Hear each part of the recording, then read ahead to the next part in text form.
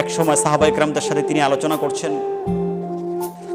একজন বন্দী, ওই সময় তো আপনার যুদ্ধের কারণে মুসলমান কাফেরের কাছে বন্দী হতো, আবার কাফের মুসলমানের কাছে বন্দী হতো। তো একজন বন্দী মায়ের ব্যাপারে আলোচনা করছেন, যে হাদিসটি বুখারী এবং মুসলিম শরীফের মধ্যে রয়েছে। তো ওই বন্দী মা তার সন্তানকে হারিয়ে ফেলেছিলেন, তারপরে তিনি তার সন্তানকে পেয়েছেন। সন্তানকে পেলেন রাসূল করিম সাল্লাল্লাহু আলাইহি ওয়াসাল্লামের সামনে। তখন রাসূল করিম সাল্লাল্লাহু আলাইহি ওয়াসাল্লাম এবং সাহাবায়ে কেরাম দেখছেন, বন্দী মা যখন তার সন্তানকে পেলেন, তিনি বন্দী, তিনি যখন তার সন্তানকে পেলেন, সন্তানকে পাওয়া মাত্রই তিনি সন্তানকে তার ভালোবাসার চাদরে আবৃত করে নিলেন, সন্তানকে জড়িয়ে ধরলেন। তারপরে তার কপাল, গাল, সারা শরীর, ওই মা তার সন্তান হারিয়ে গিয়েছে, সন্তানকে পেয়েছে। সন্তানকে পাওয়ার পরে ওই মা তার সন্তানকে সব জায়গায় চুমু খাইতে আরম্ভ করলেন এবং এই কলিজার সাথে বুকের সাথে লাগিয়ে ফেললেন। আর মায়ের চোখের পানি সন্তানের চেহারা ভিজে গেল, আর সন্তানকে পেয়ে আনন্দ অশ্রু বইতে লাগলো। প্রিয় নবী সাল্লাল্লাহু আলাইহি ওয়াসাল্লাম সাহাবায়ে কেরামদেরকে জিজ্ঞেস করলেন, আতারাউনা হাদিহি আল মারআ তারিহাতুন ওয়ালাদাহা ফিন্নার, তোমরা কি মনে করো এই যে সন্তান, এই যে মা তার সন্তানকে হারিয়ে যাওয়ার পরে পেয়েছে, এখন দেখছো সন্তানকে আদর করছে, জড়িয়ে ধরছে, চোখের পানি সব ভিজে গেছে, সারা শরীরের সব জায়গায় চুমু দিচ্ছে, আনন্দের শেষ নাই, তোমরা কি মনে করো এই মা কখনো সন্তানকে আগুনে নিক্ষেপ করতে পারবে? এই মা সন্তানকে, যেই মা সন্তানকে এত আদর করে, সেই মা কি তার সন্তানকে আগুনে নিক্ষেপ করতে পারবে না।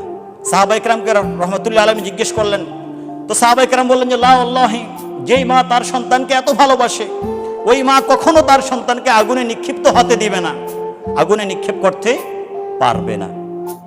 ওয়াহিয়া তাকদিরু আলা আল্লাহ তাতরাহু, আর যে আগুনকে প্রজ্বলিত করে রাখা হয়েছে, এখানে মায়ের ক্ষমতা আছে তাকে আগুন থেকে বাঁচানোর জন্য, মায়ের ক্ষমতা আছে তাকে আগুন থেকে বাঁচানোর জন্য।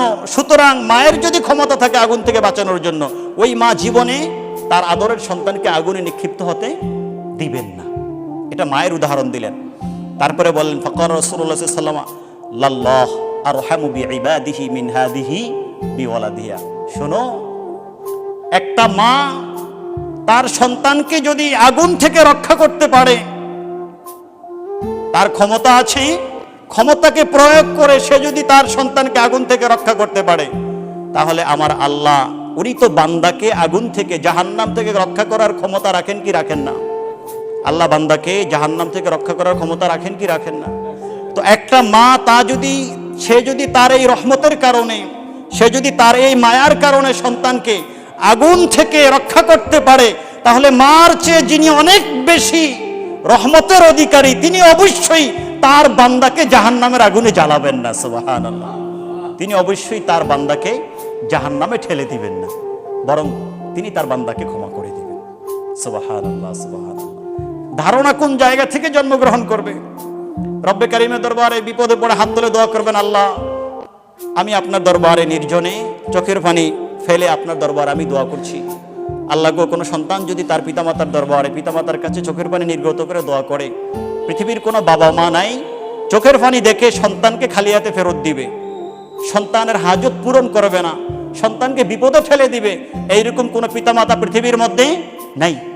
আল্লাহ, আমার পিতামাতার দয়া যদি এতটুকু হয়, আমার চোখের পানি দেখে আমার প্রতি তার রহমত হয়, দয়া হয়, আল্লাহ আপনার দয়া তো আমার পিতামাতার চেয়ে অনেক গুণে বেশি, আমি আমার জীবনকে শেষ করে দিয়েছি, আমার চোখের পানি দিয়ে আপনার দরবারে কুদরতি কদম মোবারকে রহমতের দরবারে ভিখারি বেশে হাত তুলছি।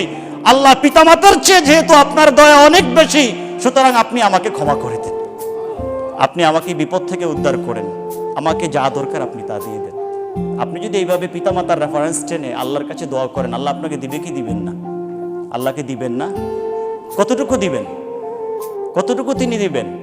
ততটুকু দিবেন যেটার শেষ নাই, বিগাইরে হিসাব দিবেন। এই জায়গায় আপনি আল্লাহকে যেভাবে ধারণা করেন, যেভাবে রেখেছেন, যতটুকু ধারণা করেন আপনি রব্বে কারীমের পক্ষ থেকে ততটুকু রিসিভ করবেন।